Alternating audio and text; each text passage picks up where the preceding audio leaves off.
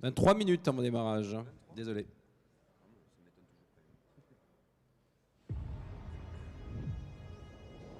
Panel 5, panel 4 à partir de 9h30. With all the complexities of the Parfait, on coupe.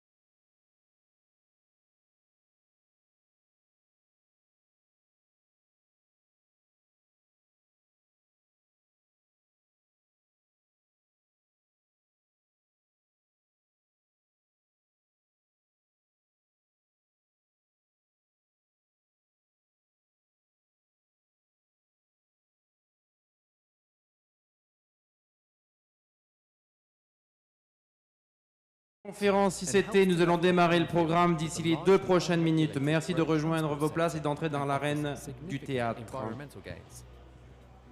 1. Up to 40% capacity increase on existing lines when accompanied by other infrastructure and system improvements.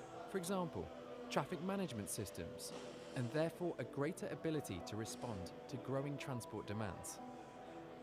2. Higher reliability and punctuality rates by having a fully redundant train control system on the conventional railway. 3. Reduced maintenance costs, as ERTMS Level 2 reduces the quantity of installed trackside systems and materials. 4. Interoperability between suppliers. Dear visitors for the ICT event, please join in. We are going to be starting in 1 minute, 1 minute to go. Lower costs. Please take the front seats if you can. Operational performance, not only So higher the late operational speed, participants will be able to improved sit safety from the for rear. passengers. ERTMS Level 2 Baseline 3 facilitates the delivery of game changers. The vision of the future is embodied by ATO over ETCS, next generation communication systems, satellite positioning, braking curve evolutions, moving block signaling. Trains will actively participate in route protection and have to reliably report their integrity. While the main infrastructure elements of Level 2 won't change, track vacancy detection components will be redundant. ERTMS Baseline 3 helps to optimize train traffic and is currently being deployed in a number of countries. Many other countries are eager to deploy ERTMS to gain from or prepare for the significant benefits. The benefits of ETCS Level 2 Baseline 3 will have a significant impact on rail networks operations. 1. Capacity increase of packet radio communications. 2. Networks interoperability. 3. Safer level crossings, reducing road users' time at level crossings. 4. ERTMS system versions and backwards compatibility. 5. Legacy compatibility, parametric braking curves. 6. Standardized systems for both onboard and infrastructure systems. For more info, contact us on our website.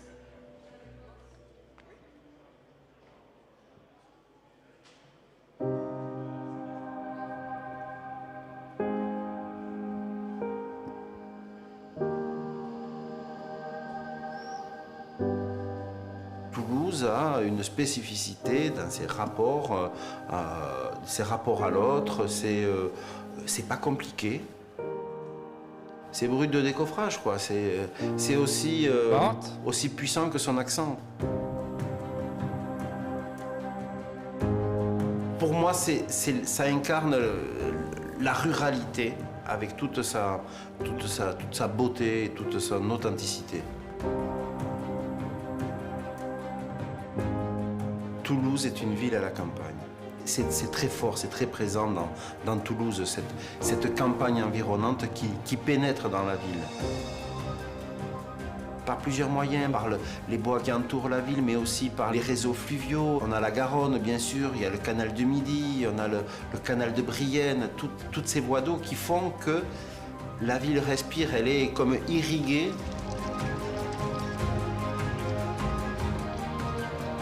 Midi-Pyrénées est un grenier immense et Toulouse en est un peu la vitrine. Pour moi, restaurateur, c'est un terrain de jeu fabuleux finalement. J'ai pas besoin d'aller très très loin, j'ai tout sur place. On a la truffe, on a le foie gras, on a la laiton de l'Aveyron, tous ces produits on les trouve ici. Ils viennent, ils arrivent naturellement. Et Toulouse est une vraie porte d'entrée sur de nombreux territoires. D'un point de vue architectural, le Capitole, c'est fort, c'est emblématique, c'est la mairie, mais c'est un peu le joyau aussi de la ville. Quand le soleil vient lécher la façade du Capitole, qui est tournée vers l'ouest, il y a ce rose qui devient évident. On est dans la ville rose.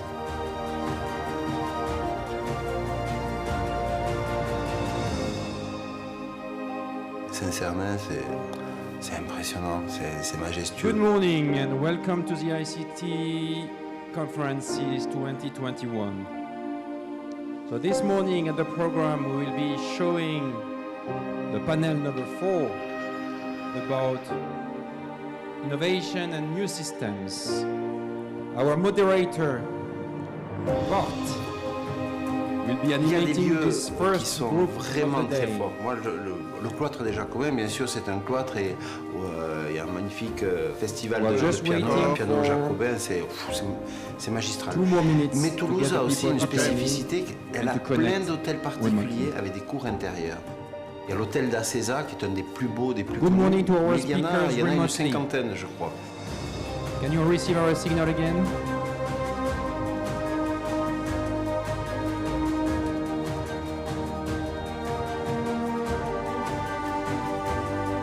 Aujourd'hui, la force de Toulouse, c'est une force, c'est cette industrie qui est un des joyaux de l'industrie européenne, c'est Airbus. Pour moi, c'est le The poumon de la ville. ICT Airbus. 2021 conferences. Welcome. Quand on est adopté Bienvenue à par la vous, ville, chers participants, on doit adopter le rugby. aux conférences Quand Toulouse gagne 2021 le de bouclier de l'ICT, Brennus, le c'est, premier événement post-Covid. même s'ils en ont gagné Défions le Covid. des dizaines, j'ai envie de dire, c'est un événement important. Et quand les joueurs, en place du Capitole, brandissent le Brennus, c'est toute la ville qui est présente. Et franchement, moi, ça continue à me filer la chair de poule. C'est une telle fierté. C'est un vrai besoin de faire la fête ici. C'est un vrai besoin de sortir, de se retrouver autour de quelques tapas avec un petit verre de fronton. La nuit passe et il fait beau. À Toulouse, il y a toujours eu une école autour de la musique et du chant. C'est très présent. L'orchestre du Capitole, ça fait partie des richesses de la ville. C'est un orchestre qui brille depuis des années. Aujourd'hui, on a la chance d'avoir un chef comme Tougan Sokiev, qui est un jeune chef extrêmement prestigieux et brillant. Finalement, c'est une ville où on vit sereinement, on y mange bien, on s'amuse, on fait la fête, on écoute la musique. C'est ça, Toulouse.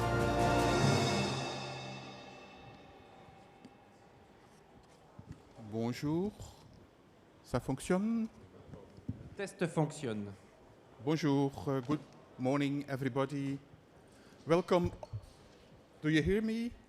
Yes. Okay, good. Welcome on the second day of the ICT for Railways. I think it's already the 6th edition. We start with a very interesting presentation from SNCF. I welcome now Laurent Lerena et Sylvana Rouillet. Vous pouvez prendre ici, ça fonctionne peut-être meilleur qu'hier. Ok, je vais se mettre comme ça. Ok. Oh, attends. 2 more minutes, please. Yeah, thank you. Ah. Ah oui, il est scotché ça.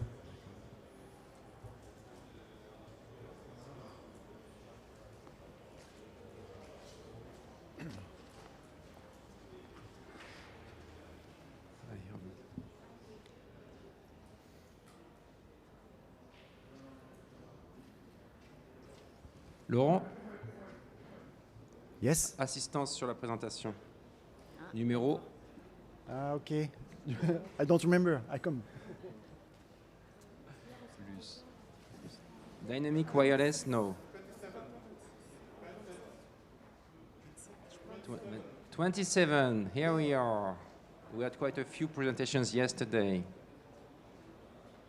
Thank you again for joining the conferences. Here is, our friends from SNCF, Mrs. Roulier and Mr. Lerena. Right. Please go ahead. Okay. Thank you. Thank you very much. Good morning, ladies and gentlemen. So today, both myself and Sylviane work for SNCF at the Rolling Stock Engineering Department. We are in the field of train and passenger information system. I mean in the scope of more precisely on all the things which are in relation with passenger comfort and safety. Right, so today we are going to talk about the interoperability and multimodality in public transport system. I would like to say also that this system... no. Okay, it's a bit too fast. Too fast, Sébastien, too fast. Okay, sorry. Yeah. Yeah, so in public transportation system, yeah, we are going to talk about the interoperability and multimodality in public transport system. I'm sure this is something that you are very familiar with, and even more after the nice presentation we had yesterday. Nevertheless, we are also going to focus on the IT system. So IT system means also it stands for the information technology. So this is all the functions which are in relation with, again, with the comfort and the safety of the passengers. Okay. So next slide, please. Next slide. So with the evolution of radio communications and new electronic devices, we got more and more requests to install on board different services, connected services. So these requests came one by one first. So we can move to the next slide. And then we saw more and more requests for these connected devices and services. So that's why first we tried to install one system, and we bring this system with all the bricks that are network, wireless communications, or several systems that are needed and common to many other systems. But the thing is that as we got requests one by one, we were issuing tenders for the whole system, and then we didn't take into account the compatibility to include a new system on top of what we got. So we ended up with several silo systems, making it very difficult to manage. And we had very deep difficulty to integrate them, because more and more system needs more and more room in the train. We have these weight problems, all these kind of things. So we can move to next slide, please. So we ended up really in a nightmare, because it was not easy to maintain, not easy to upgrade. So then we decided, next slide please, to initiate a common platform that is based on IP and that has standardized interfaces, so that we can easily add new services on top of this system, and this could bring some flexibility. So this was a really first positive step, but this is not the only one, because railway is not the only stakeholder in public transportation systems. So we really need to take into account the whole ecosystem, not only railways, but also more urban-focused transportation systems. Okay, so now let's have a look on how the public transport is organized. So first of all, we have to consider what we name the PTO. This is public transport operators. So today they are managing all type of and range of fleet vehicle. We are not talking about only a bus, tram, and urban rail. They have also to manage also the rail system.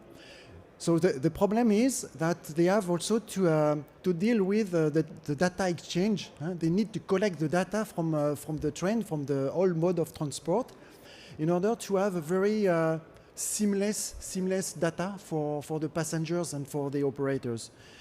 And today this is not the case. This is not the case, because we don't have an harmonized data exchange between the vehicles, between the trains and vehicles and their system. So we really need to have a focus on the way to harmonize the data with some standards. I'm sure also that you have been already facing to that issue. I mean, when you are traveling, also you are in a bus, and you want to change your connection because you have to go to another train. So this is very difficult now because you don't have access to for instance, to the platform, so the next platform or the time departure. So this is really a nightmare. So for an operator would like to have a very seamless data from all the mode of transportation. Huh? Next, please. And now, yes, let's have a look on how the public transport is organized. So in a very simplified way. Huh? This is more complex, but this is just to give you some insights about the organization. So first of all, we have what we call the PTA. This is public transport authorities, who offer all different kind of transportation for the travelers, for every kind of transportation. And so they manage also different operators, because they have not only one operator for one region, they can have many operators. And from the operator sides, they have also, they are involved also with other PTA, with other region. So you can see that this is rather complex. I mean, this is like a puzzle. We have different stakeholders in it. And this is also difficult to manage all the things. So by consequence, and following what Sylviane said just before, due to the diversity of IT systems on board, to the different stakeholders, and also to the different interface we can have with IT systems, when a PTA awards a new PTO for a new transit network, so he has to manage very complex interface with a new system. So this is also a nightmare for him, and because this is costly. First, he has to manage a different kind of interface, and if he cannot manage that, at least he can replace, and sometimes he do that. He replace all the equipment on board in order to have the full equipment on board. So you can see that makes no sense. That makes no sense because this is costly, and at the end of the day, everybody have to pay for that, even for the traveler. You can see that on the price of your ticket. So this is the reason why the PTA, so the authorities, require a full interoperable IT system on board. And for sure, we need to have a system which is based on standard. So we need standard to do that. Okay. So now we have also, we would like to take the opportunity also of some initiative coming from the public transport organization to move forward and to push also standardization. So the next slide, please. Okay. So here, this is just to summarize also what we said just before concerning the necessity to have an open platform, so which is based on modular things, and on which we can scalable also and upgrade the functions on it. And the idea also is to offer to the customer, to the operators and the authorities, a catalog, a service catalog to the customer in the spirit of plug and play. But to do that, we need also to have a full set of standards, which does not exist today. So the standards for interoperability, but the standards also for the interface. So basically, we have discovered some time ago an initiative from public transport organization, which is named IT4PT, which can help us also to push the standardization to step forward. And next slide, please. So when we first heard about IT4PT, we just we wanted to check what they were proposing, and we discovered that they were just facing the same issues they were trying to tackle the same issues as we were, but they were more focused first on urban transport. So they define an architecture for interoperability, and it is also a large community of IT suppliers, vehicle manufacturers, and also authorities and organizations. So it is really a chance with all these people to reach a common agreement to an interoperable infrastructure on board.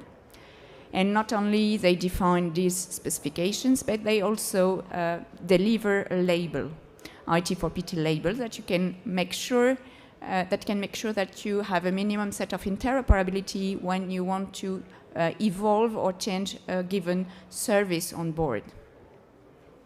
So this is really an inspiring success story. So next slide, please. So as said, they first focused on light urban rail and also bus. And discussing with them, we introduced the need for the inclusion of railway inside. So we created AV Rail working group, and with some operators and authorities, we defined some requirements, and now they are handed over to the technical working groups for implementation in the specification. So. Yeah, and the next step also is to define a full set of standards, as we said. So here we have, regarding the IEC standardization, I can tell you that they have been frozen for a while. Today, it does not exist standards for OMTS or for the IT systems. They are even more old-fashioned, or they have not been created.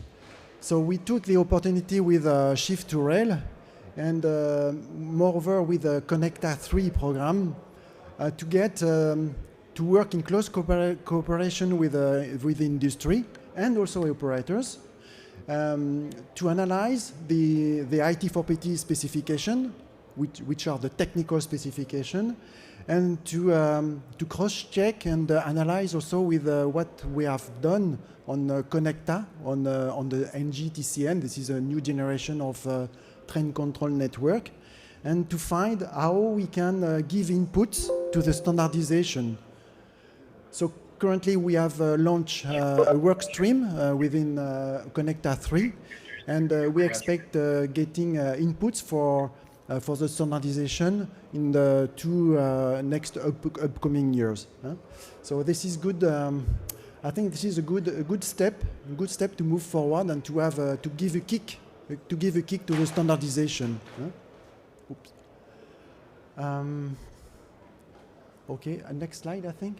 Yeah, next slide.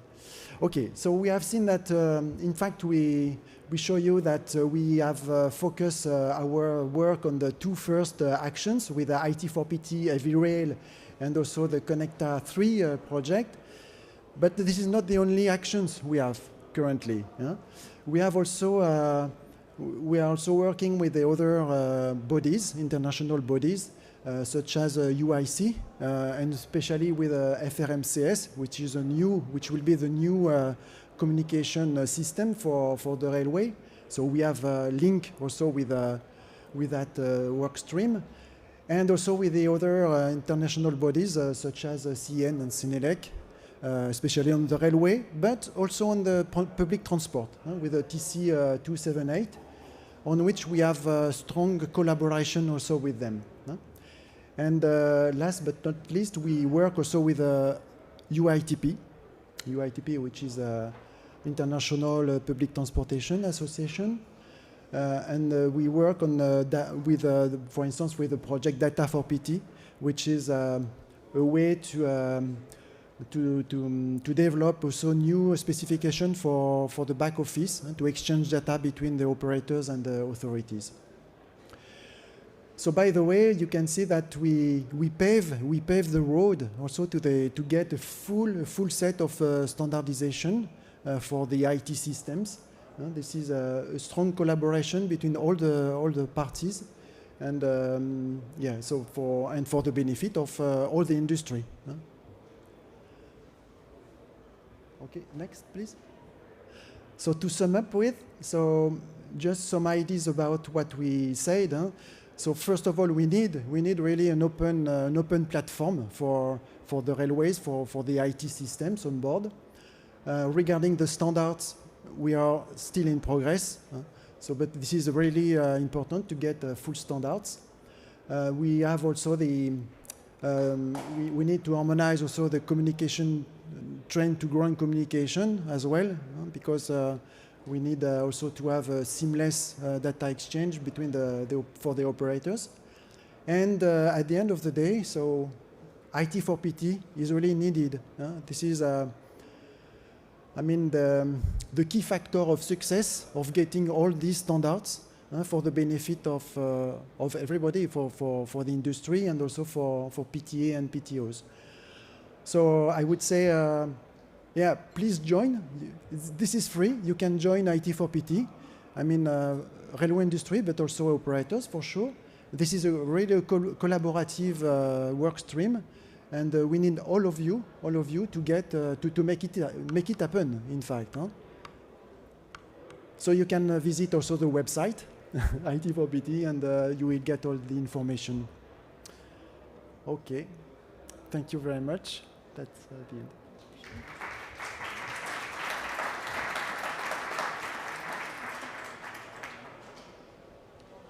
Okay, thank you very much, Laurent and Sylvain.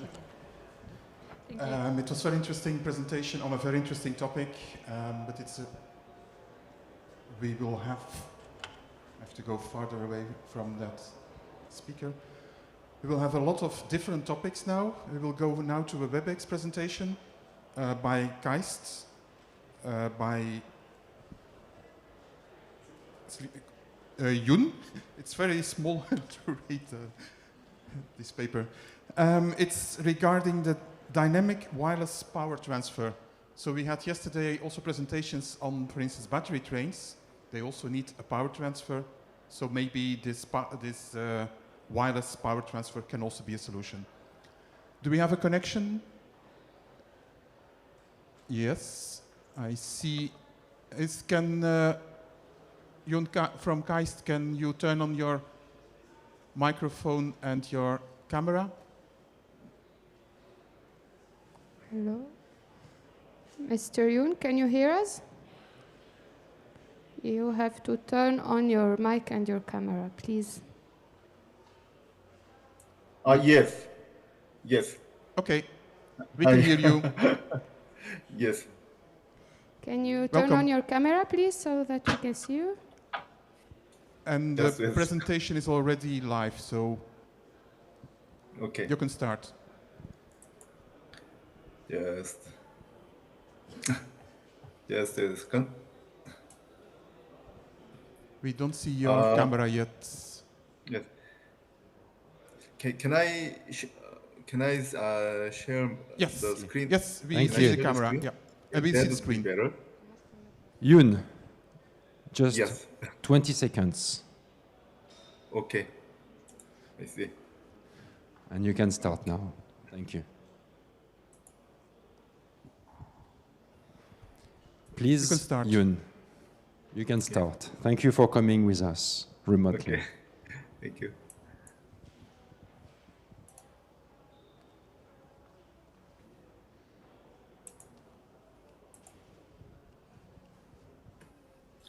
If you want another slide, please tell it.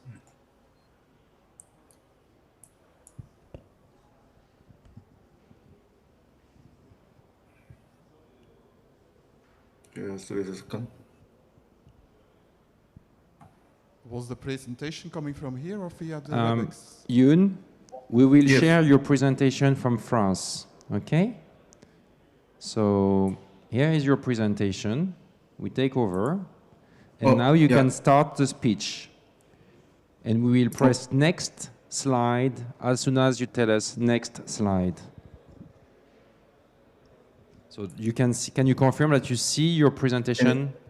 Can I share my screen? That would be better. Okay, please go ahead. Okay. Just a second. Donc, Monsieur Yoon, qui est responsable de l'unité de recherche de la Corée au niveau du département ferroviaire, Okay. va nous faire une belle présentation. Yeah. Could you see? Do you see my screen? We see the screen.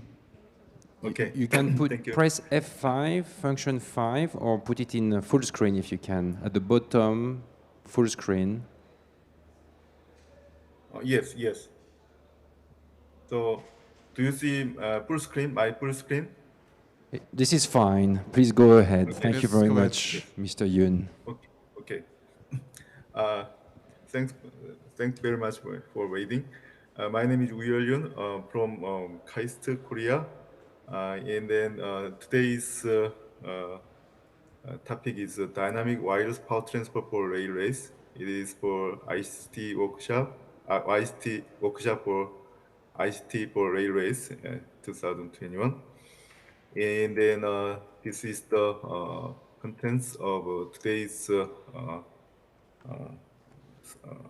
speaking presentation. And then background is that dynamic wireless power transfer, regarding dynamic wireless power transfer for railways, there is some background that is static wireless power transfer for EV and electric vehicle and buses.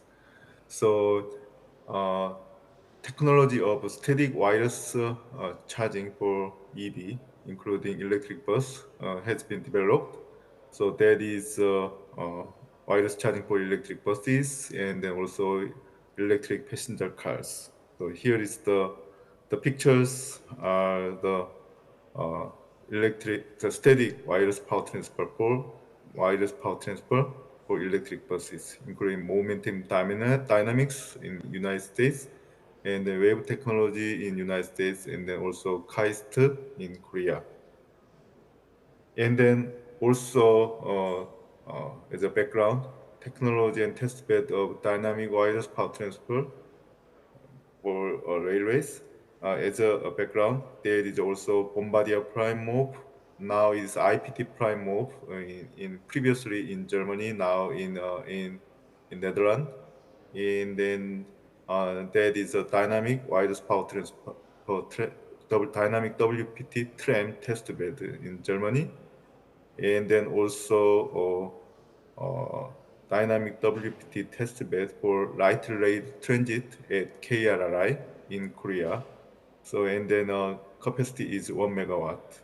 And then the left figure is about Bombardier Primo in Germany, and then right figure is about dynamic WPT for light rail transit in KRI in Korea. And then in European countries, there was a fabric project that is the feasibility testbed project in France, Italy, and Sweden. And then actually the project was concluded 2 or 3 years ago. And then in the project, Qualcomm demonstrated the dynamic charging in France. And then in case of Sweden, that the Israel company Electreon has demonstrated electric highway testbed for trucks in Sweden, dynamic wireless charging. So Mr. yeah, I'll Yoon, speed up the progress. Okay. Mr. Yoon, we have 15 minutes, Yoon. and you're on your title page for your 26 slides. So please try to keep time. I'll speed up the progress, okay? No, but so left figure is in France. Yoon, if you can press some arrows to go to the next slide, because you are displaying page 1. And your speech really? is very interesting, but we need to go to page 2, page 3, 4, 5. So still it's not moving? Speed is fine. I mean, page is not moving? Not moving. We're on your title page. We'll take over. Are you still in the front page? Oh, Can you just tell, we're showing now the screen from here. Please tell to which slide we have to go and No, stop say it, next stop, slide. stop. We take over.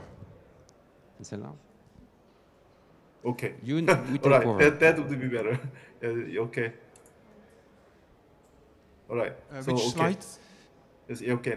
Okay. Next page. Next page. Yeah. Next page. Next page. Okay. Next page. Okay. So. Thank you again. So, yeah. And then the next page is about the demonstration system in Korea.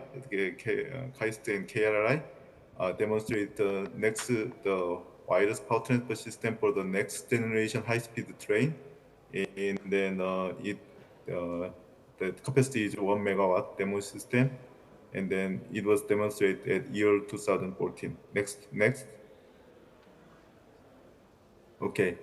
And then what is the benefits of this dynamic wireless power transfer for railways?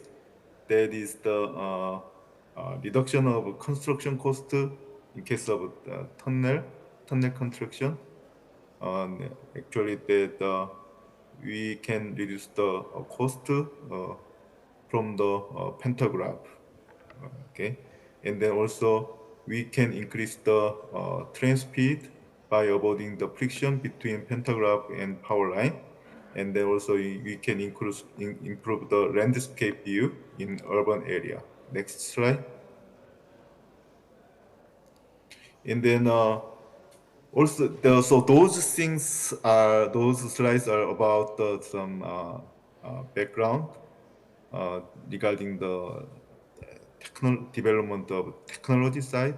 And then recently, we actually around 2 years ago, we made a proposal to the ICT 9 regarding the standardization.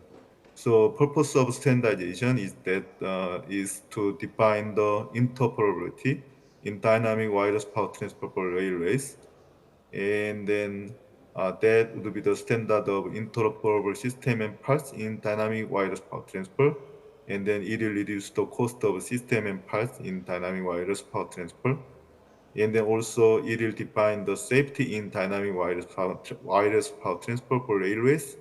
And then it will clear the concern regarding the electric safety, and then also EMF, electromagnetic field, and then EMI, electromagnetic interference. Actually, it also is called the EMC, electric magnetic compatibility.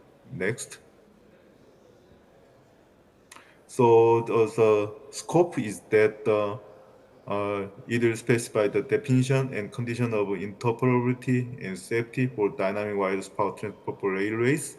So interoperability would be the concern, and then it would be the interoperability between primary coils and secondary coils, and then also it would include those electric safety, and then EMF and EMI. Next slide.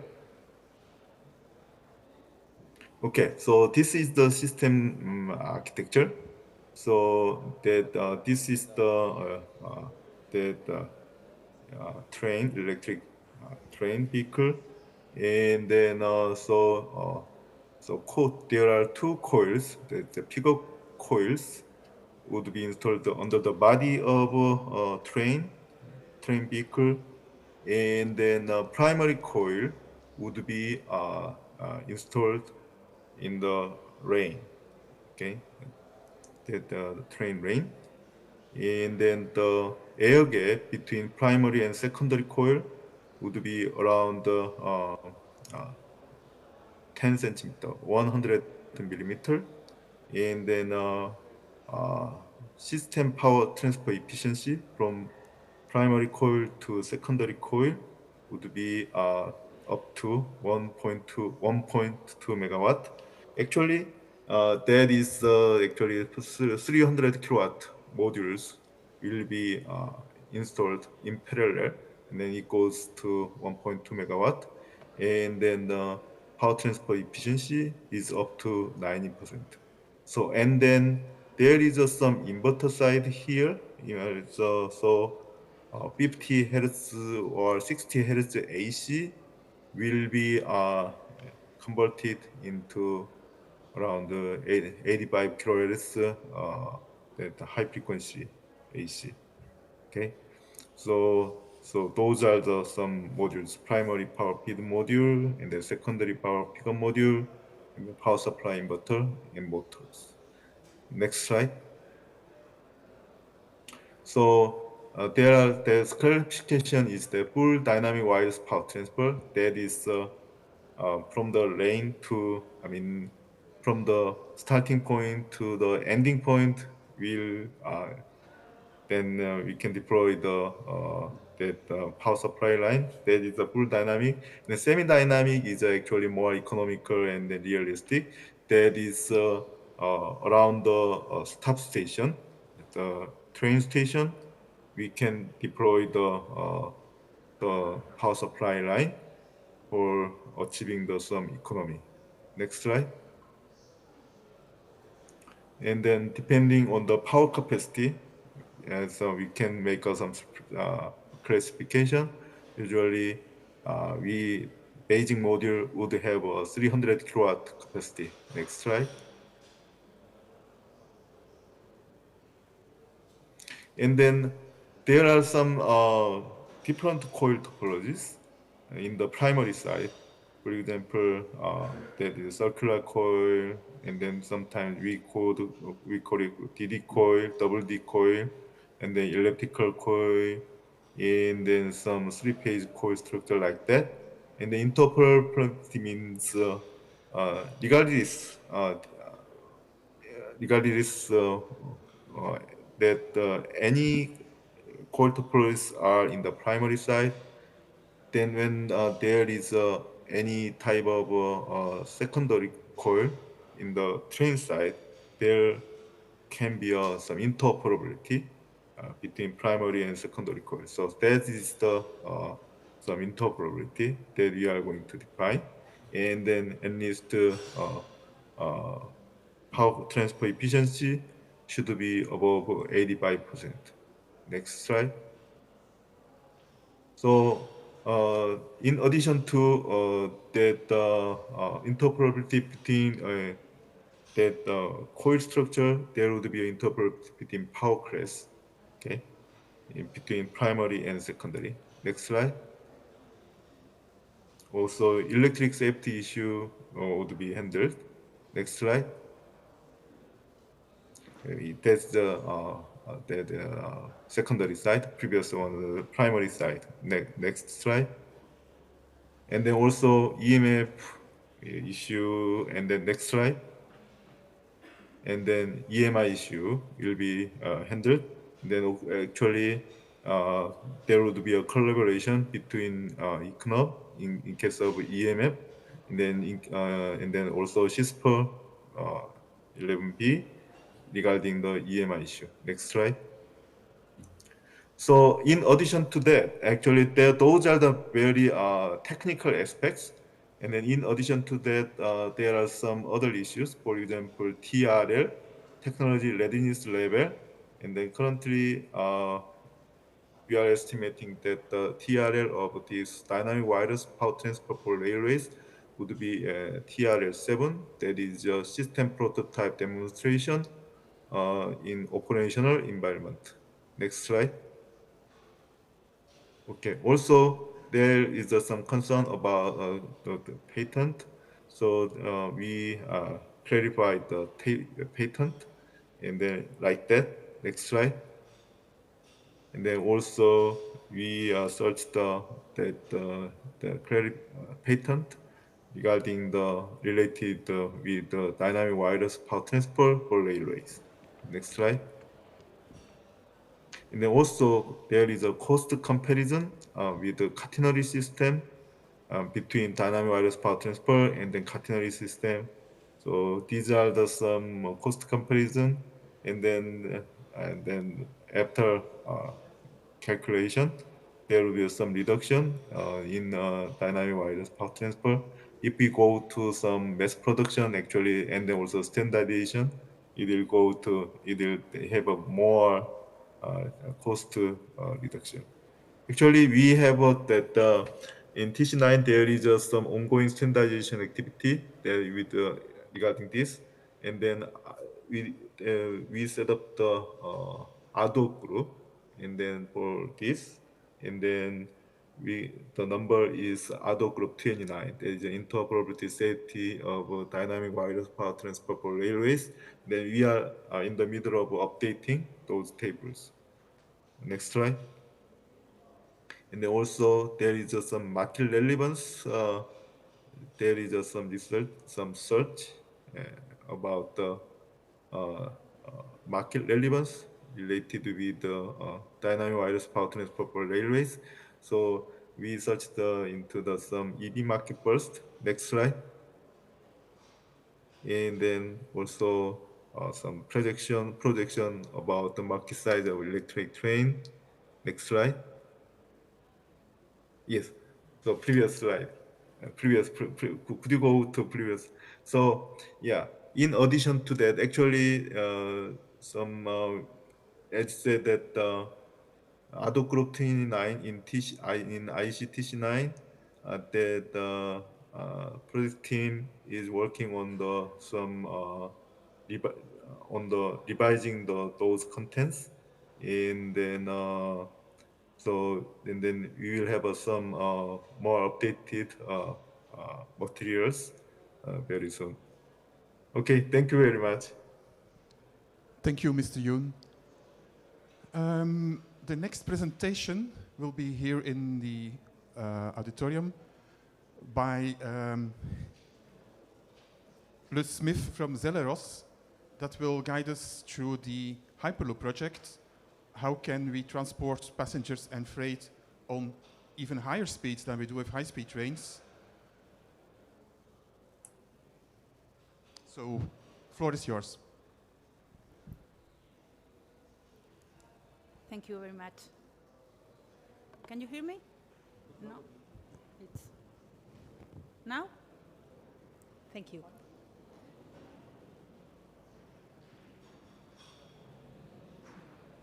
What happens? It's everything okay? Now it's okay. Perfect. So it's 10:15 until 10:30, I think. I'm going to put Okay, so first of all, I would like to thank the organization for thinking of Celeros and to invite us to these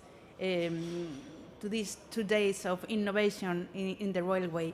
I think that here in these 2 days they are my musts, because before joining Celeros 1 year ago, I has been working in the Spanish Standardization Institute for almost 20 years in the railway sector. So for me, it's together the two things I most love. So go to next, please. So first of all, let's have a look on what is a Hyperloop. I think it's a very mediatic for the news idea, but what is in reality and how is nowadays the development of the new way of transport. Hyperloop is based in a environment of ultra low pressure or low pressure under the atmospheric pressure, where automated vehicles are going inside a tube that maintain that low pressure environment. The guidance is made by levitation, and the propulsion is also made by by electromagnetic forces. In our case, we will see afterwards, it's only for the acceleration part, and we achieve very ultra high speeds. So the idea is to have the conventional rail, the highest speed, and now we have a new system of ultra high speed. And maybe we switch the railway to guideway transport systems because it's a guided transport. The vehicle is guided, but by levitation and by a and physical railways. So what are the benefits of this new way of transport? It's answering the necessities for the environment agenda for 2050. The greenhouse emissions, the CO2, the necessity of use alternative fuels, and all those things that the politicians are saying all the days, and we have incorporated in our corporate politic strategies, make that we need an efficient way of transport being all electrical. That means that there are zero direct emissions during the life cycle, or not the whole life cycle, but the util life of the vehicle. The emissions to the atmosphere are zero, direct zero. The main goal is to connect city centers from city center. So what has been already explained in the first presentation has too much to do with us, because intermodality is going to be a key issue in this new field, and we want to have compatible stations with compatible systems, and we don't want to invent new issues where already technologies exist. We would like to take profit of all the existing technologies. This is a step forward, but it's not something fully different. And finally, it's a weather sealed environment in which the vehicle is carrying on. So we have to maintain the infrastructure. Of course, the cost of the infrastructure is important, but the vehicle, which is the most expensive issue in this transport mode, is going to be protected from the environment, what made maintainability a little bit easier. So next, please. First of all, I'm talking about Hyperloop, but I'm representing Celeros, that is the Spanish Hyperloop company. We have been doing a long journey from the SpaceX, the Elon Musk competition, where our founders won the design first prize. And in 5 years, we are today as a full company with 60 persons working on this project, and with really important partners, because I must say that Hyperloop is not a thing of one company. Hyperloop needs of an ecosystem, because we are mainly focused in the vehicle, but we need partners for the infrastructure. For example, we are collaborating with Acciona, that is a Spanish construction and civil works company. We need to take profit of what already exists in the railway sector, in the high speed and in the maglev also. So we are collaborating also with CAF. We have a relation also for the aerodynamics and the and to work inside a low pressure environment, and we have relation with aerospace also. So we are also we have a partnership with Airbus, and for the electrification, because we are using electrical motors with Red Eléctrica, that is the Spanish main electrical company and the one that makes the national distribution of electricity. And for the materials, one of the most important materials are the steels and the magnetic steels, and we are collaborating with ArcelorMittal.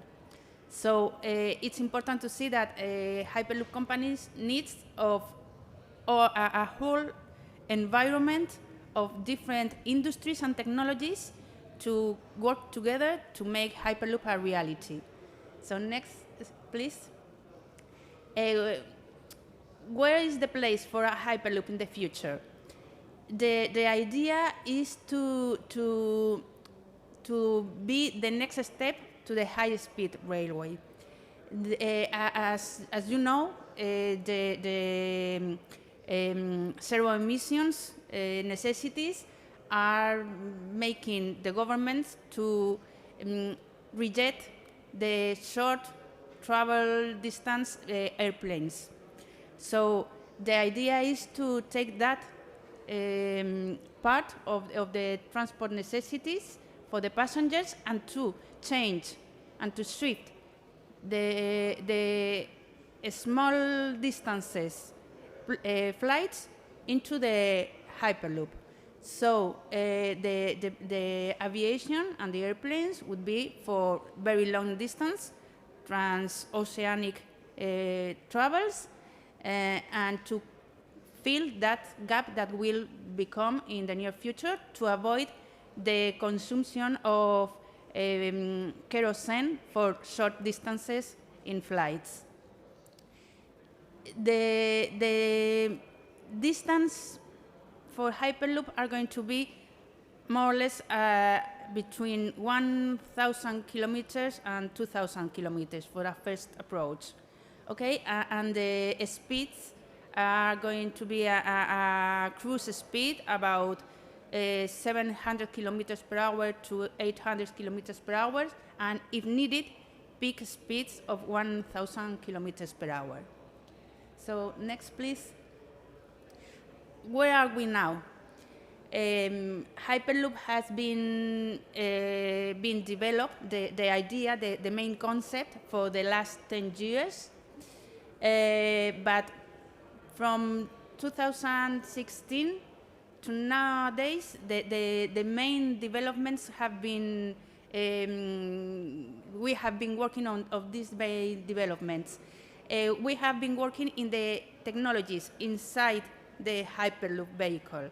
We have been working, not only Celeros, but all the Hyperloop companies, in the levitation systems, in the low pressure environments, in the parameterization of all the movements. So now this has been done, and now we are starting to introduce all of this into the first functional prototypes.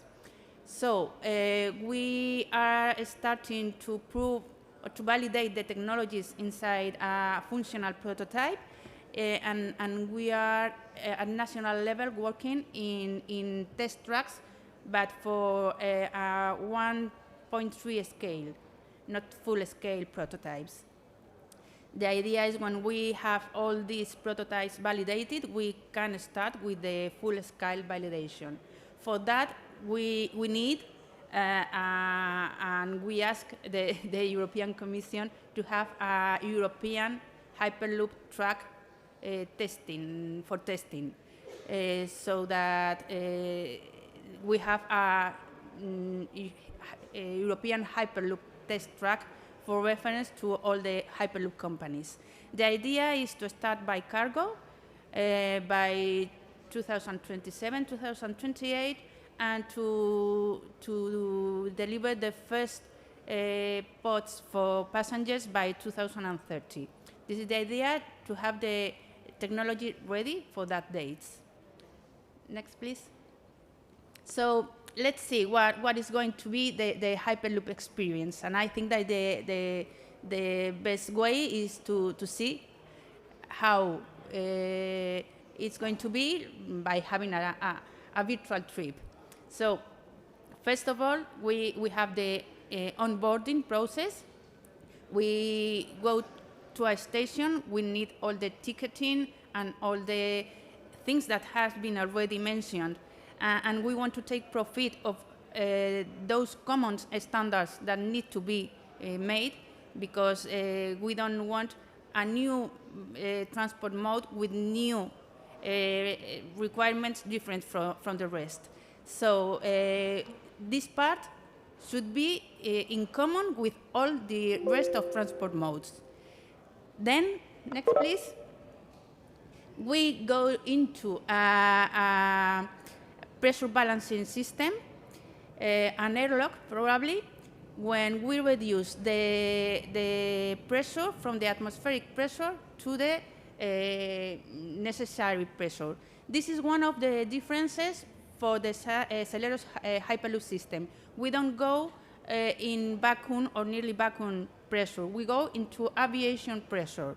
So there is air inside the tube. That means that the certification process should be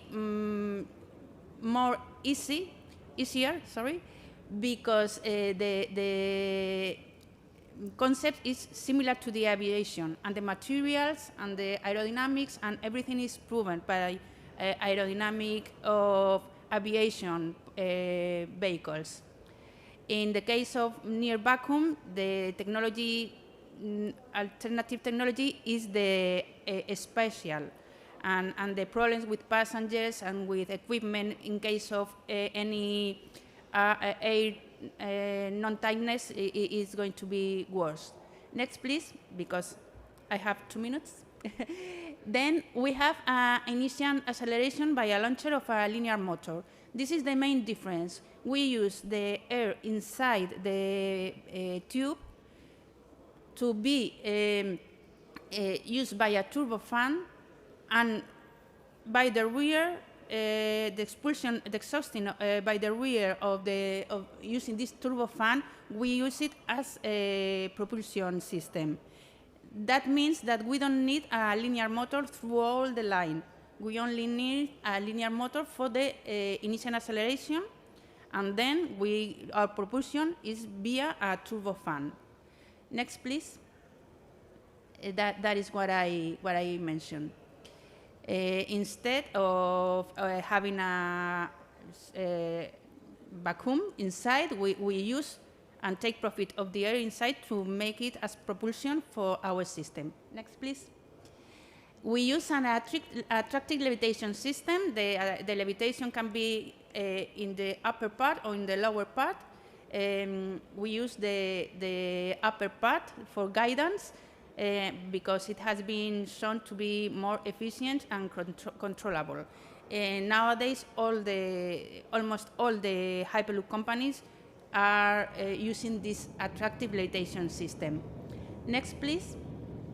Then when we finish the travel, we go into the pressure balancing system to go again to atmospheric pressure, and then we disembark, we make the offboarding and continue our travel to the city center by other means. Next, please. So, in relation to standardization, in that case, standardization and regulation are both needed, because there is no regulation in addition to no standardization. Last year, we have created the first joint technical committee at European level, Sensenelec JTC 20 for Hyperloop systems. And in the future, now we are developing the basic standards for the general architecture, terms and definitions, and general requirements for the system.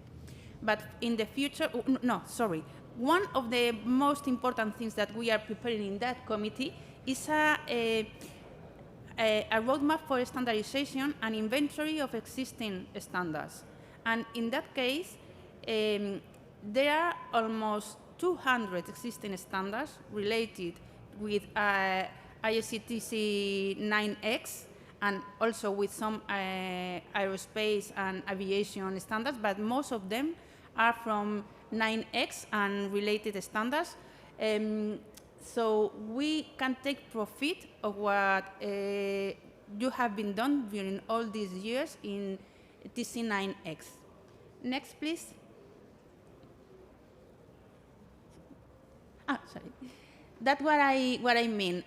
We are developing standardization and regulation at the same time. We need our standards help the regulation to be fixed, because in order to have by 2030 a safe Hyperloop system, we need to have regulation in place. And the idea is to use the standards as a help, as a tool for the regulator. But we need to have a regulatory environment by 5 or 6 years, the latest, so that we have 4 years to implement that legislation into our systems. And next one, please. And the next steps. First of all, we must look around what already exists. We are taking profit, for example, from a standard EN 50126 for reliability, availability, and so on. That is a basic standard for us. And we don't want to have the same problems for example, with IRTMS. We are starting, so we need to develop some standards from the very beginning common to all the Hyperloops and agreed with the different operators. We must establish synergies with existing technologies, for example, with communication, with signaling, with cybersecurity. That is one of the main points to be addressed in the future. And we need to collaborate with the standardization existing committees.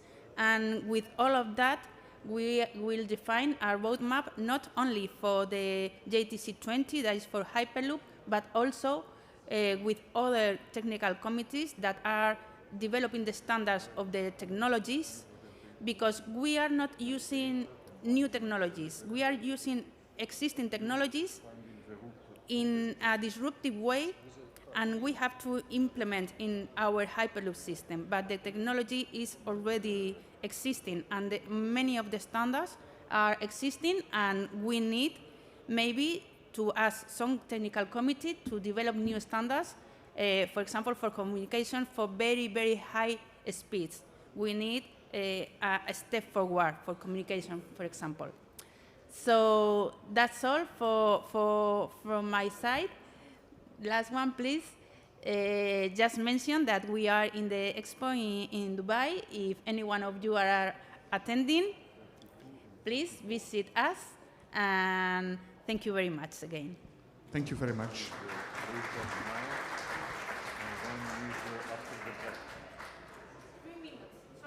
Sorry, no problem. Yes, we're making a little bit of delay already. Do we have Christophe Mangin of Merce on the WebEx? Yes, I'm here. Good morning. Okay, good morning. Welcome. So can you see me? And we see already your screen, so please go ahead. Okay. Please try to keep So it 15 minutes. I will share my presentation. So let me know if you can see my screen. We can see. So can you see my screen now? Yes, we can see your screen. Okay. So thank you very much, Bart. So I will now present you a rather short introduction on the TSN standards.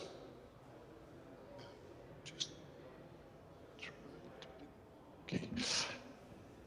So I'll start first with a short disclaimer, which has to be, which I have to make you aware, since I'm presenting not on behalf of IEEE, but as just as a contributor to IEEE. So this presentation should be considered as the personal views of the presenter, and not as a formal position, explanation, or interpretation of IEEE. So this is as per IEEE SA Standards Board bylaw, the latest revision in December 2017. So I'm Christophe Mangin with the Mitsubishi Electric R&D Center Europe in Rennes, France. So I've been involved in the design of wireline and wireless networks for the support of quality of service in telecommunication, automotive, and industrial networks for now 30 years, sorry, successively at Nokia, Orange, and now Mitsubishi Electric since 1999. So I'm a member of IEEE 802.1 working group, in particular participating in the TSN task group since 2014, and I'm editor of one of the amendment of one of the standards, TSN standards, so 802.1 CBDB, which deals with stream identification. So streams, you'll get more information about in the presentation. So I will start with some explanation on how IEEE works, and in particular IEEE 802. So TSN standards are developed by the 802.1 working group within the 802 LAN-MAN Standards Committee. So LAN for local area networks and MAN for metropolitan area networks. So it deals mainly with the link and physical layers of the network stack. And this since March 1980, so it's the birth date of more or less Ethernet.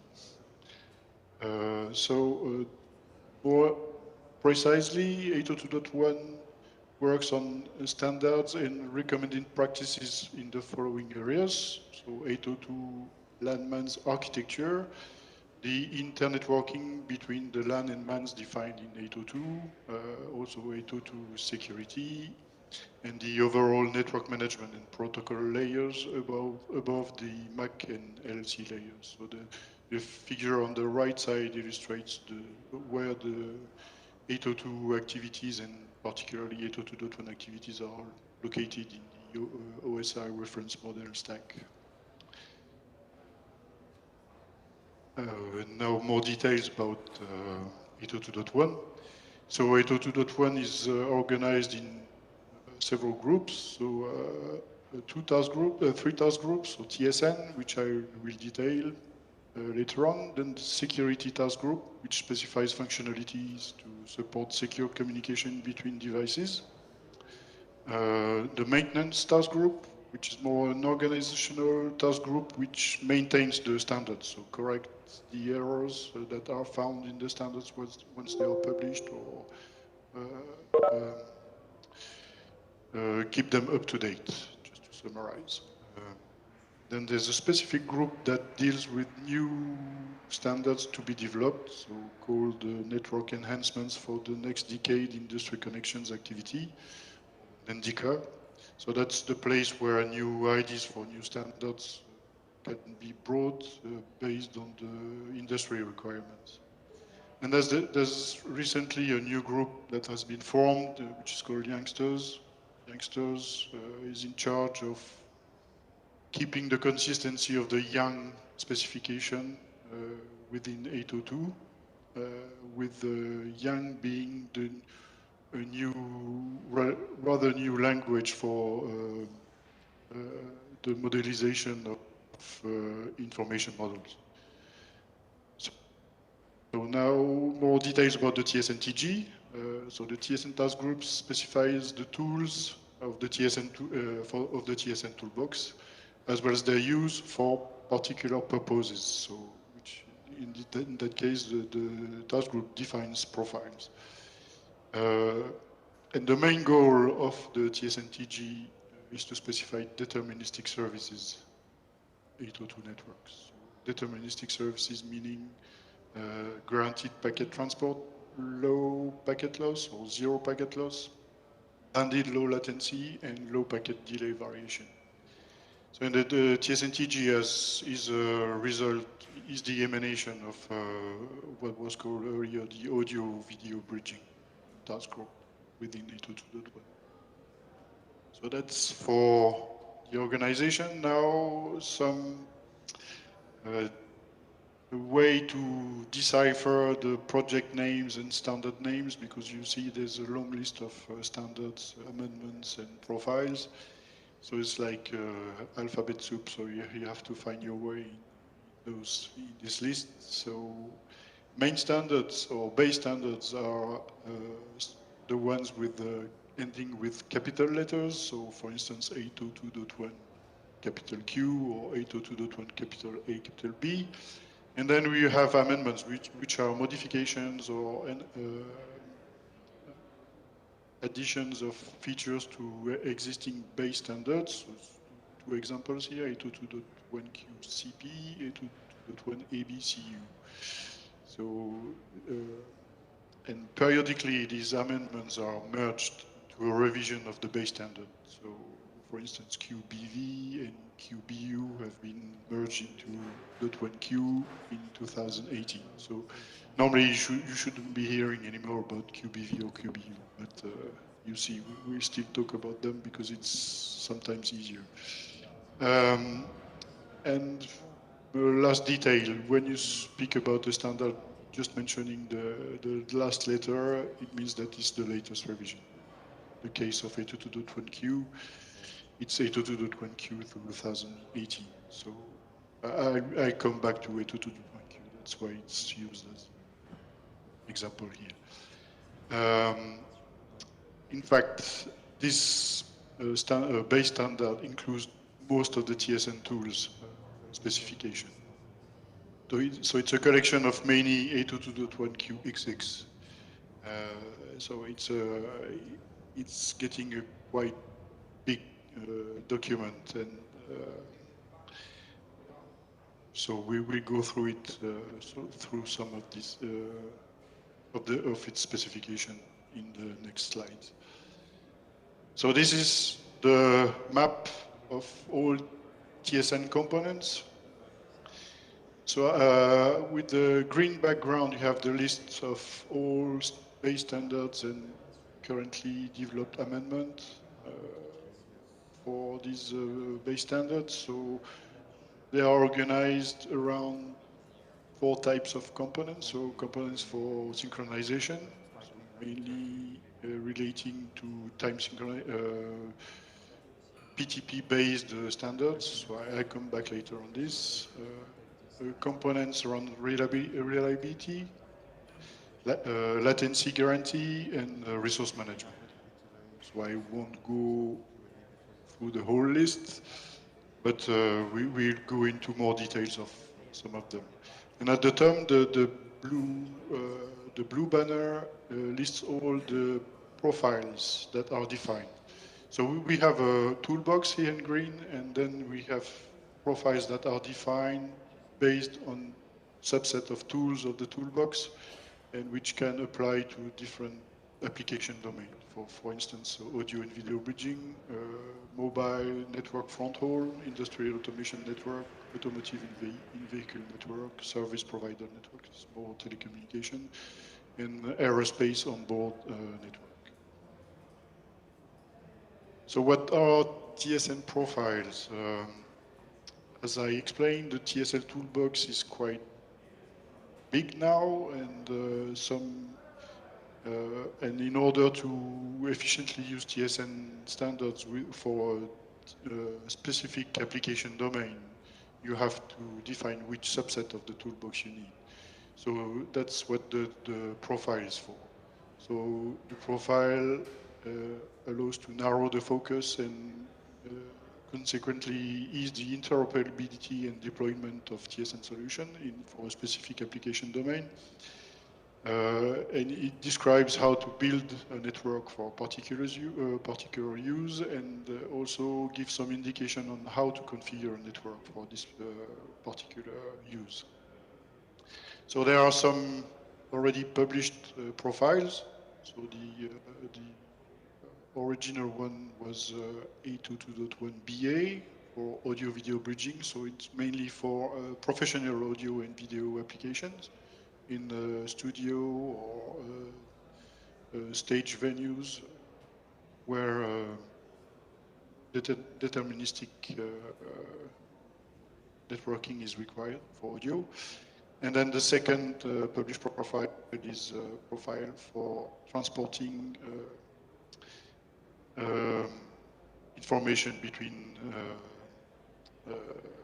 base station and core network in mobile networks. And there are 4 ongoing, currently developed profiles. So the biggest one for the moment is the profile for industrial automation networks, which is a joint project with IEC. There's a profile for automotive in-vehicle Ethernet communications, then third one for service provider networks, and The latest one is .1DP in conjunction, so a joint project with the SAE for aerospace onboard Ethernet communications. So on the right-hand side, you have the different steps that are gone through for the establishment of a profile. So usually it starts with the definition of the use case and their characteristics, and then the definition of the requirements that, networking requirements that correspond to these use cases. And then the profile is made by mapping subset of the TSN toolbox to these requirements. And in the end, it leads to the definition of what is required for conformance to this profile.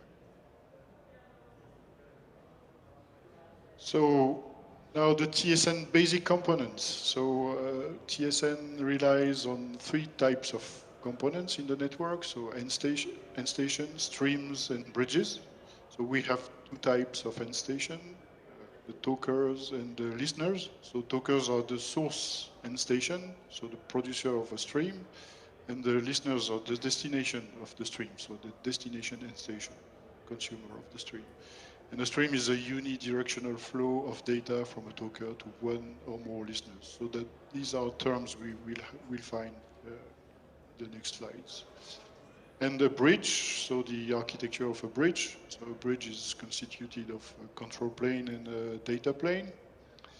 The control plane is used, as the name says, to control the bridge. So it's based on the upper layers protocols that can be defined, for instance, in 802.1.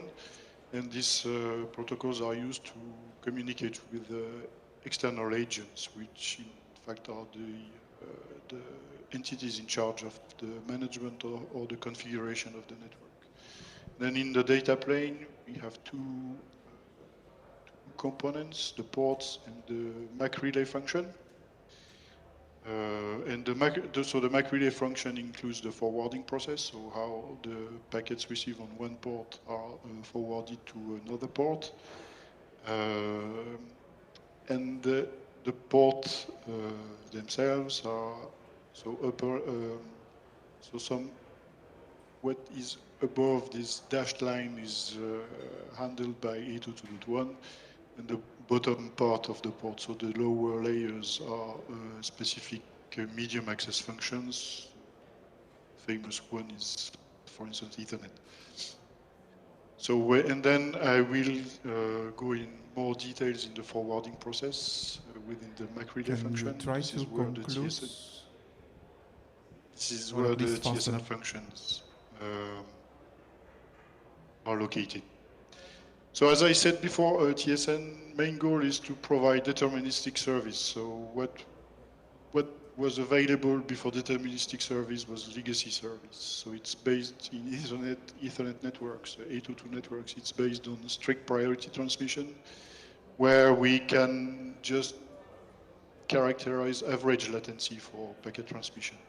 So average latency is not enough.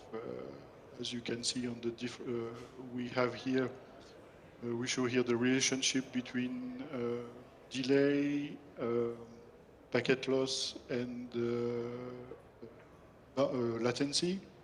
So we see that the loss probability decreases with the number of buffers that are allocated in the network, but the thing is that if you want to have a 0 loss probability, you need an infinite number of buffers. So this is very difficult to implement. And then we see on this chart that if application needs a bounded end-to-end latency, they will encounter loss. So it's because there's always a case where the latency is over the bound they required. And then this latency can also vary. So this latency variation is also known as jitter. And it's very difficult to provide a deterministic service when jitter is not completely characterized. So that's on the contrary, deterministic service, where the target is to have packet loss only due to failure of an equipment. So we don't want any any congestion loss as we used to have with legacy service. And the deterministic service also bring bounded latency. So the thing is that you want to transmit the packet at the right packet at the right time. So that is achieved by reserving resource in the network, and this resource can be buffers and bitrate or bandwidth, and by doing so you can bound the number of allocated buffer in the network, also the end-to-end latency and the latency variation. So the result is that having zero congestion loss and finite number of buffers in the network, you're able to reach bounded latency. So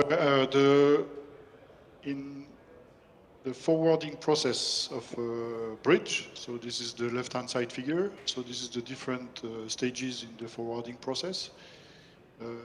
So the first one is active topology enforcement, which are very basic functions that guarantee, for instance, that the packet is not looped on the same port.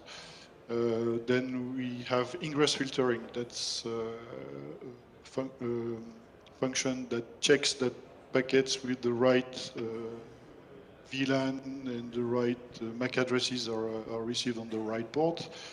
Then we have frame Mr. filtering. Mangin, can you conclude in 2 minutes, please? I 2 will minutes. try to. Thank you. So this is the. So I will make it very short now. So this is all the stages in the frame forwarding within the bridge. So, and we see that the TSN is located in this stage. So filtering and policy in the flow classification and metering, which happens per stream or per class, and in the queuing frame and transmission selection, the last stage of the forwarding process. So we have different functions. So the first one is per stream filtering and policing. So please have a look at the right-hand side figure to know where it intervenes. So it's used to protect against bandwidth violation and bad functioning and attacks. Decisions are taken per stream or per priority, so using stream identification. Associated to streams are filters, stream gates, and using the stream identification, priorities are also associated with the streams. And then it's also able to perform metering. So metering is to make sure that a stream fits within an envelope that has been, a traffic envelope that has been defined, so that it doesn't consume too much resource. So this is one first function that is at the ingress side of the frame forwarding process. So it makes sure that the streams don't go over the resource they have been allocated. And another TSN feature is asynchronous traffic shaping. Now we are going down the forwarding process. So still using stream identification, this mechanism shapes the streams so that they also fit into the traffic contract they have negotiated with the network. So we have always resource reservation prior to transmitting streams. And this shaper makes sure that the sequencing on the packets is so that all streams get the bandwidth they had reserved. So then we have what is I would say the basic mechanism in TSN. So that was the first one that was developed by the working group. It is specified for streams with very stringent timing constraints. So very low latency. It is located in the last stage of the forwarding process, so in the queuing, egress queuing in Bridgeport, and it uses the basic mechanism is the use of gates at the output of queues. So the packets are just before being transmitted.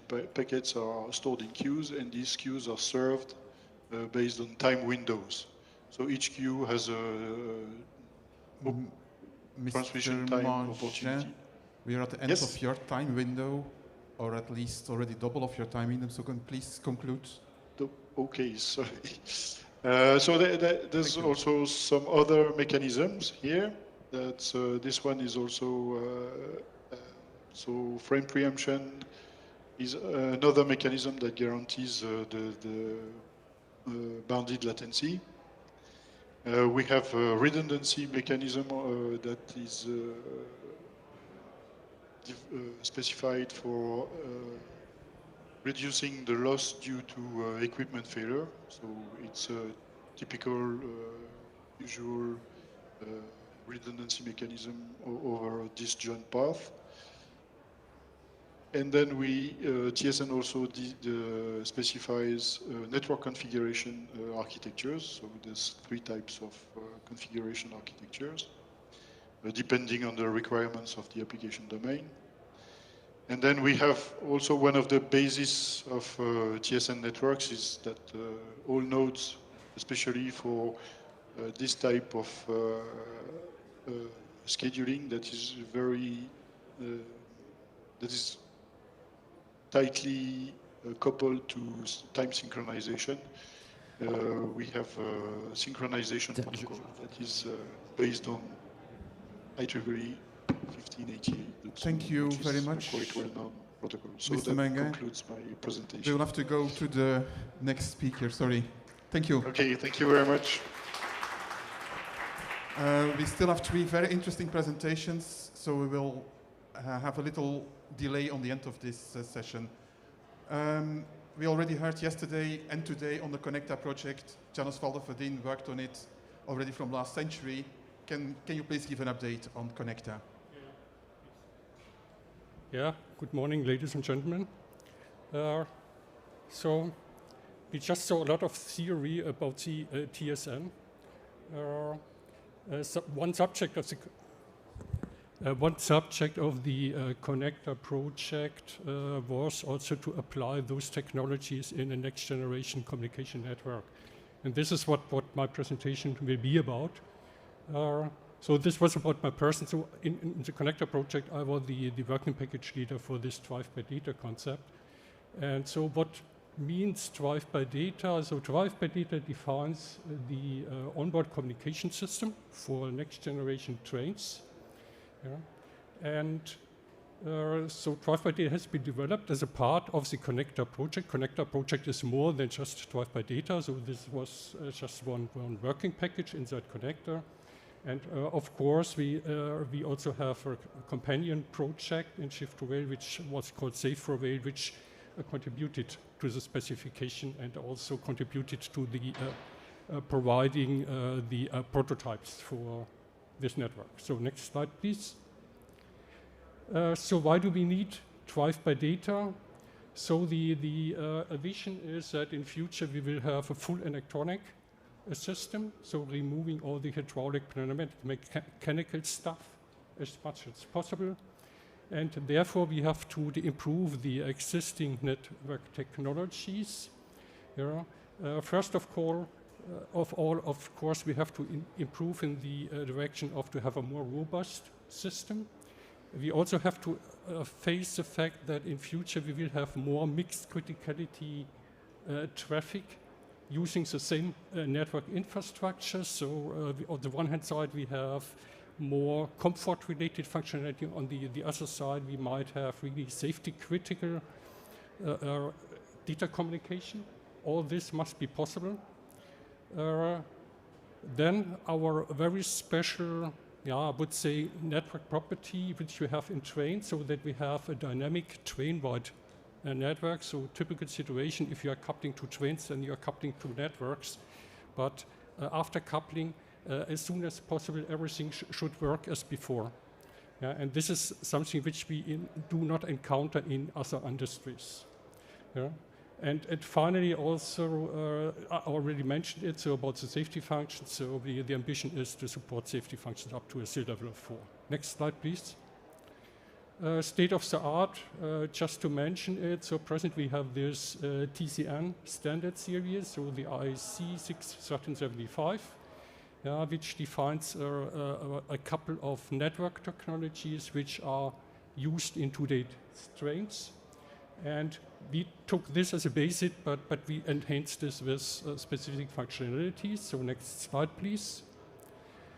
So here we have some bullet points which are listing what is new with the drive by data concept. We will see it quite soon in the next slide that we have now two data transmission planes for time and mission critical data, that we are using this TSN technology, which we saw in the presentation before, a subset of this. So in this form, we are paving a way also for a railway-specific profile of TSN. Then the network is responsible for basically two safety functions. The first one is the safe train inauguration, so the determination of the train setup, the train composition, the sequence of the vehicles, the orientation of the vehicles, so this is highly safety related, and also a specific protocol for end-to-end data communication in a safe manner. And as an addendum, also we investigated about the possibility to have wireless communication besides the cable-bound communication which we are using today. Next slide, please. So here we see the architecture. So we see on the upper part and the lower part, there's ETB line A and B, which is a communication system throughout the train. And inside each vehicle, or we call it consist here, we have a local network, which is the Ethernet consist network, which is nowadays typically in a ring structure for redundancy reasons. And on this train level, we have a line structure. And what we did in order also to support there's in future high deterministic data traffic, we logically separated this network in two planes. So we called it the left plane and the right plane. So this is a logical separation using virtualization of the communication.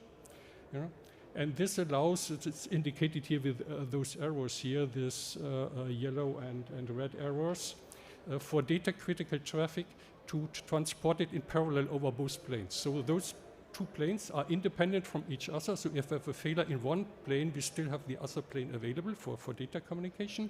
So this allows to give a seamless redundancy, at least for critical data. So critical data is produced by end devices and then sent over both planes, using TSN technologies in that case, and sent to the destinations. And in order to use TSN, we also, this is indicated with this clock symbol here on the top, so we need to have time synchronization inside the train. This is especially needed for this, for the scheduled traffic, which is one of the technologies which is provided by the TSN. Next slide, please. So what are the key benefits of this new approach? So of course, support of TSN, time-sensitive networking, for a deterministic data exchange. Seamless redundancy of time-critical data, this I already mentioned. The ambition is to reduce the train lines as much as possible. So in trains today, we encounter quite a lot of different train lines. So the ambition is to reduce this to the minimum number of train lines in future and to replace it everything by data communication. Then next was to achieve a high reliability by using this independent, logically independent communication planes. But on the other hand, we still need to be compliant to existing architectures. So, and as you saw in the picture before, this architecture picture, this basically is more or less identical to the existing communication systems. Yeah? So that means for all legacy applications, it can be used as is, though they will not see any difference to the situation before, but only the new applications which require a high deterministic data transmission, they make use of this virtualization of these two planes. So that's a basic difference. Then in order to support the safety functions, we have an intrinsic consist orientation detection. I will come to that later on. A bypass function is something special. So if we have a failure in one of the net or train backbone nodes, so we need to bypass in order to continue communication. It was a decision here in the project to remove those bypass functions. And okay, fire protection support, I think this is also something to mention. Next slide, please. Okay, here just a picture. I go not to the details here. So this is just a selection of the IEEE standards about TSN, which we are using here in our future system. Next slide, please. The first safety functions, which I already mentioned for the network, is a safe train integration. So basically, the principle here is so that the train backbone nodes, they determine first the network topology and derive from that the train composition. Train composition means the sequence of the vehicles and the orientation of the vehicles. And by this, we also can support a train integrity function, so to check the train integrity. And in order to achieve a high safety integrity level with that, we need to have what we call an validation of this integration result. So integration itself is performed by the train backbone nodes, but an independent computer is performing validation of this train backbone, of this train integration result by using independent sensor information. So this is an important part, so that we have an independent check of the integration result. Next slide, please. The safe data transmission protocol, so this is end-to-end communication in a safe manner. Though here, basically, we took that what was already existing. So this was this STDV2, Safe Data Transmission version 2 protocol, which is already part of the TCN standards, and just improved it. Yeah. So that this protocol is in future also able to support functions or a data transmission up to a C level of 4. This STDV2 protocol was only able to support up to a level of SIL 2. So next slide, please. Just to mention it, as I said at the beginning, we also investigated wireless technologies. So here, a replacement of the train-wide communication with a wireless technology based on LTE. Yeah. And for supporting this train integration function, we also added this RFID. So this RFID is then used to determine the correct sequence of vehicles and orientation of vehicles.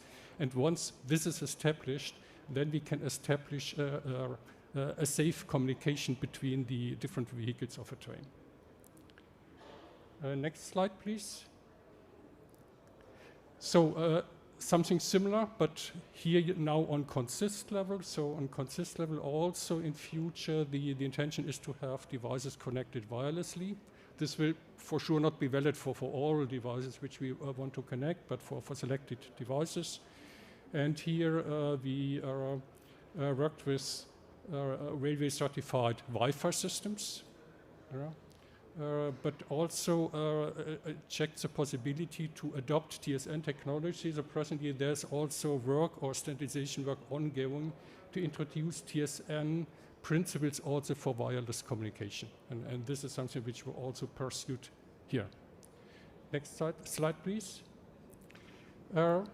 State of implementation, so in connector, so we built up 2 technical demonstrators. The first one resembling a urban train, The second one, a regional train. So regional train, there are also three main companies contributing to connector were present and contributing. So Alstom, CAF, and Siemens. You see here on the bottom a picture of this regional demonstrator. Of course, this was just a lab demonstrator. You see there's a lab setup. And next slide, please. Just to report about some experience which we gained so far in this work. The first thing, of course, is about TSN. Though TSM, we saw it in the presentation before, is something still ongoing. So not all standards are finalized so far. Yeah, so this also produced some delay in our work. Yeah. Then also mentioned, so we have some specialties in the railway field. So we have these dynamic networks, which we don't have in other industries. Yeah. And especially when we saw that this is a problem, especially when it comes to adopting this scheduled traffic from TSN. As a problem which we encountered was really to get a train-wide clock synchronization. We saw that this is a quite slow process when we are coupling two trains. So we decided then to use this scheduled traffic on-site on consist level and on train backbone to use other TSN technologies. Next slide, please. Our implementation test phase. Yeah. Okay, some experience. So of course, as usual, more complex than anticipated. Configuration took longer. We could not execute all defined test cases, but this was mainly motivated by this COVID-19 situation. You saw we three companies working together and connecting a network together. Of course, you have to do in a workshop commonly, but this was not possible. So what we did, so we installed an LTE bridge between the different sites across Europe. But you can imagine, though, real-time communication was suffering from that, and also we had only one communication channel available, so we also could not test the redundancy. But we hope that this can be then in the final phase of the project be repeated in a real workshop. Next slide, please. Outlook. So we are now have entered the final phase of connector. And the idea here is to increase the technical readiness level. Yeah, and this means, first of all, that we will use real products. Yeah, and also we'll have a real test train available where we can test a part of those principles. Then we also have to add cybersecurity aspects to this. We also have to look to upcoming technologies or like FIMCS and CCS and to see how to interface with our system. Yeah. And finally, of course, it will be a matter of standardization. So we have to improve our existing standardization add those technologies to those the related standard parts. So next slide, please. Okay, so this I think is the final one. Some additional information where you can get more details about that what we did. So not only about the 12 by data, what we did in general in the connector project. And also you can download open publicly available specifications about the network. Okay, so that's all. Thank you for your audience. Thanks a lot. Yes, warm applause. We have still 2 presentations to go before the coffee break. The first one will be from SNCF. Hanan Aitmouf will guide us through localization of trains.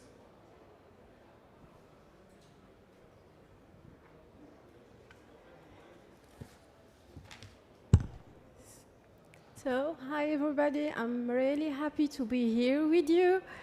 So I'm Hanan, working for SNCF since 2018 on research and development project. especially on localization system, and also on other systems for new rolling stocks acquisition or modification, like information, passenger information. So I find this proverb interesting to introduce my subject, which is around new technologies in the railway. So keep moving and be curious to define the future of the railway. Next one. So I will start first of all by the definition of train localization.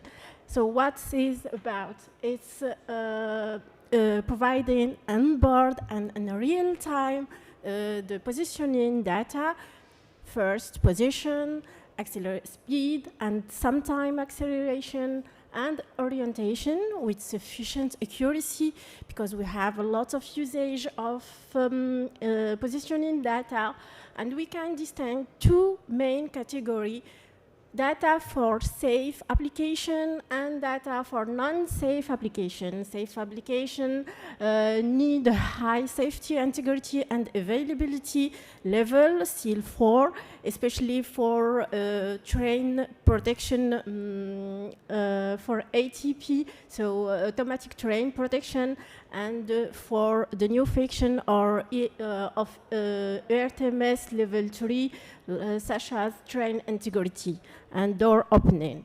Non-safe application is on automatic train operation, which was presented yesterday, passenger information, IT needs, presented just before by Sylviane and Laurent.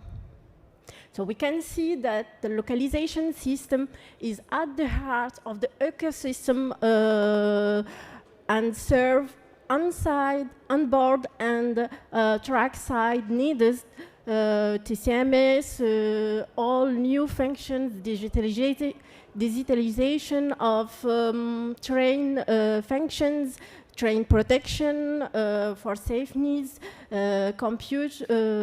European vital computer for ERTMS, and also traffic management and passenger information. We can pass to the next slide, please. So why we are doing all of that? So the first thing is that now rail market is open to the competition, and SNCF defined some programs to attend and to attend this national and European challenges. One of them as H00 and information first, which attend to have the best passenger experiences with zero delay and with real-time and efficient passenger information. The second one is one of the major challenges is ERTMS level 3, and reducing the cost of infrastructure equipment, which is the problem with the ERTMS level 2, and also attend the new function like train integrity monitoring, and increase the network capacity. All of that with a control cost and at investment and also at maintenance level. The last program is PRISM, which about investing all the ecosystem and pushing a new equipment based on innovative technologies already used in aeronautic and aerospace domain, with the same safety requirement and safety level. The next one, please. So how to do this? First of all, SNCF defined a new project, localization project, since 2017 to acquire experiences on satellite and inertial navigation technologies. And they support development of a new solution with different partners for safe and non-safe usage. And also they push these SNCF solutions at European level to define the new ERTMS STI and to standardize this technology not yet used at the railway, especially for a safe application. And the last thing is how to certify and how to qualify these technologies based on satellite and inertial solution. The difference in railway environment regarding the aerospatial one is the environment is really constraining environment with hundreds of tunnels and an underground station, industrial building, and metallic building, which is not favorable for GNSS technology. Also, urban environment and the railway crossing, which need a really accurate positioning, especially on latitude level, to distinguish the road of the train road. So next one, all the projects around train positioning solution are based now on GNSS and MU technology. In the train we embark one or two GNSS receiver, so multi-constellation and dual frequency L1 and L5 with EGNOS, sometime with EGNOS augmentation capacity, an EMU system, and also one of the working group main system is the digital map. SNCF Réseau is working on defining a 3D digital map with a submetric accuracy. And if needed, and if it's not enough to attend the performance for safe application, we'll add speed sensors, tachymeter, and some balises in critical areas. All this data are introduced to a fusion engine to calculate the position and to provide the speed and the orientation of the train.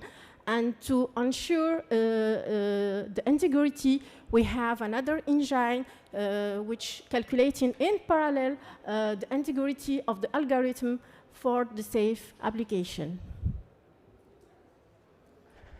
In some words, fusion engine, GNSS alone cannot attend all needs, especially for a safe application, which we need real-time and accurate positioning data.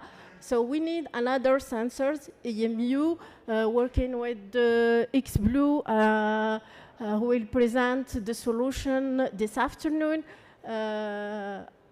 and to correct and to enhance the error of each other. And both of them are also not enough to attend 90% of accuracy and availability. So we need to define a precise digital map and sometimes to add other sensors like odometer and balises. So also the next one, perhaps, because I already said some words about the previous one. So open onboard digital map is a digital map with a high level of accuracy, so submetric accuracy. SNCF is working on it with the GeoSat to provide an open source to provide an open source data. We can consult open data network or GeoSat network to get and export data. Next one. So Galileo, the European one, and GPS, I don't have to detail them because we are at Toulouse and it's the most domain of development here. Next one.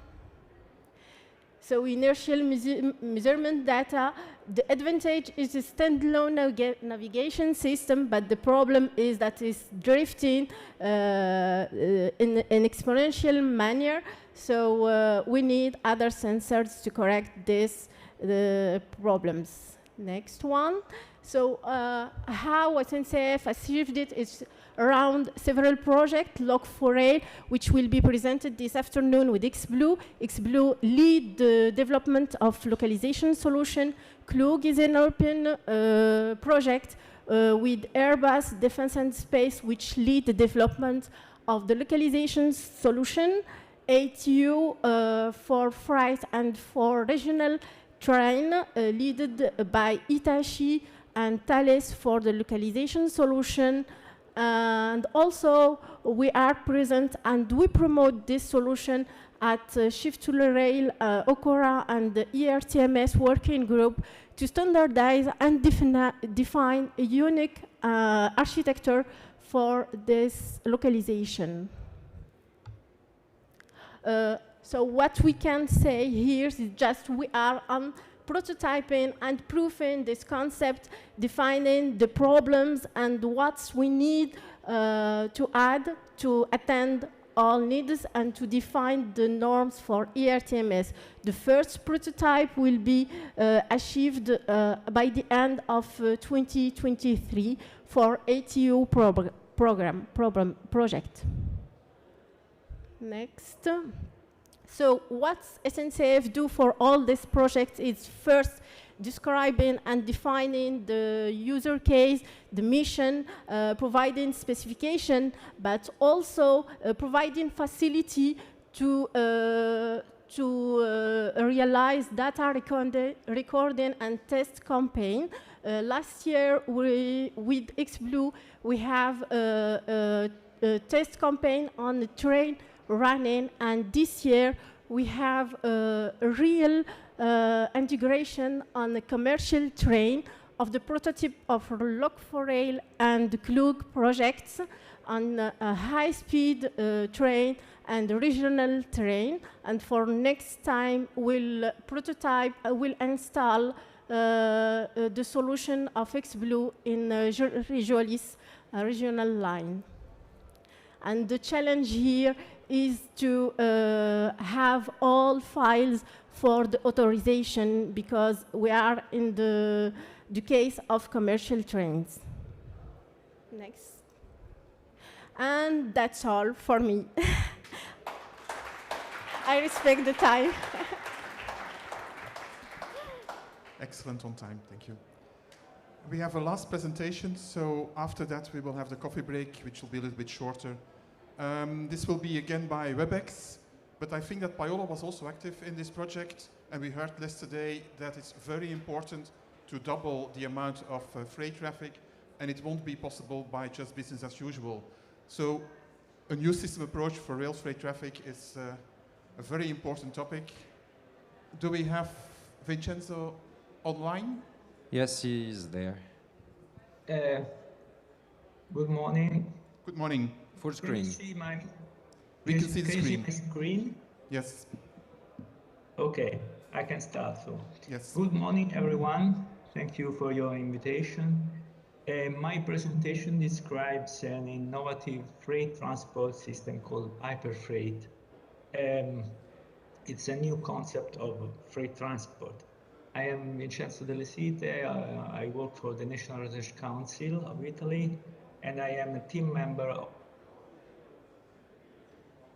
the hyperfreight. This picture shows the well-known situation with freight transport in Europe today.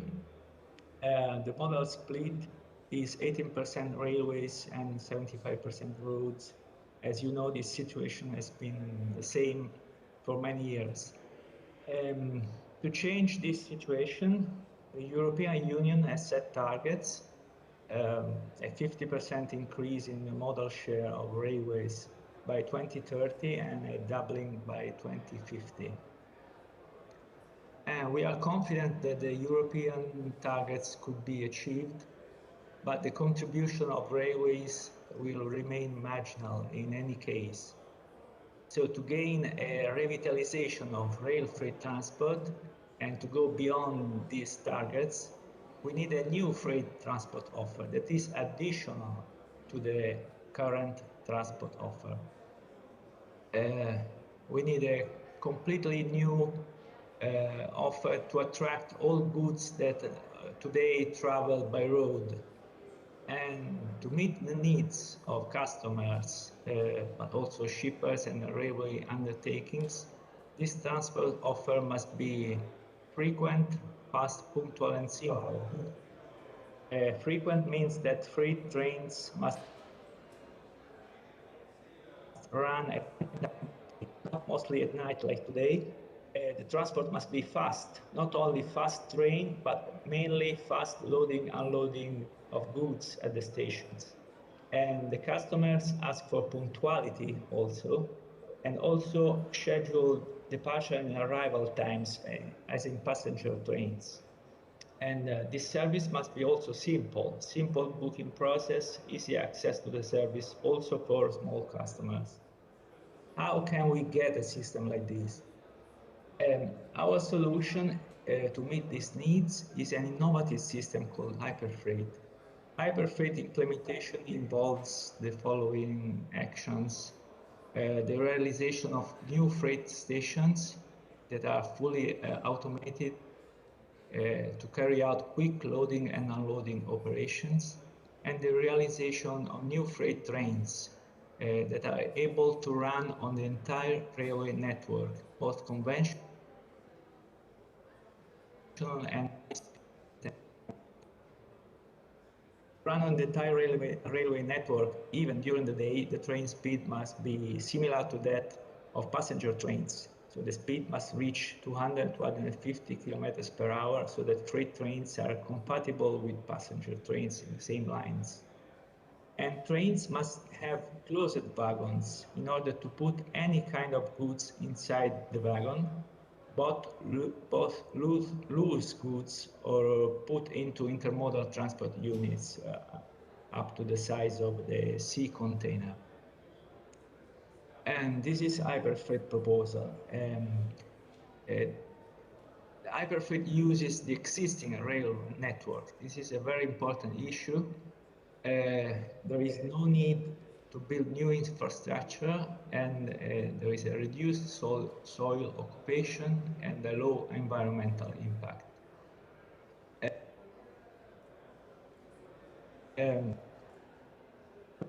Two technological challenges must be overcome: to develop new freight trains, a train that reaches high speed with closed wagons, to realize new freight stations in order to reduce train stop time needed for loading and unloading operations.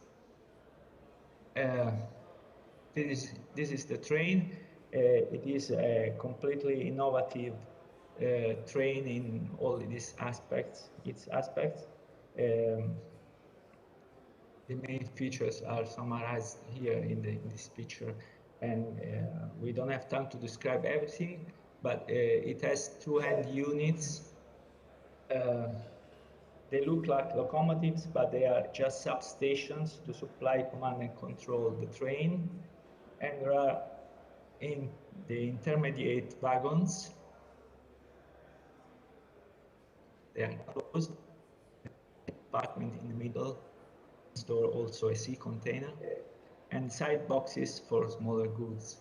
The wagon has a removable loading floor to load the goods from below, and I will show this operation in next slides. This is a simulation of a station. It is crossed by a single track. Trains arrive, cross the terminal, the goods are loaded and unloaded, and the trains leave again quickly. The train remains in the station for a very short time. Most part of the station area is reserved for operations like safety checks, goods delivery activities, and so on. These activities are carried out without having the train waiting. The loading of goods is carried out from below, and the following slides show an animation of this operation.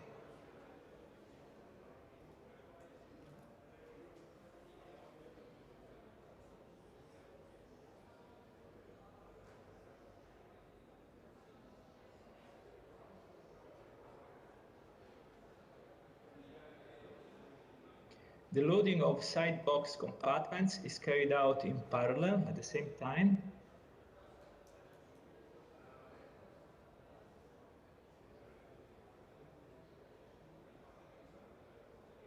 This is a rendering of the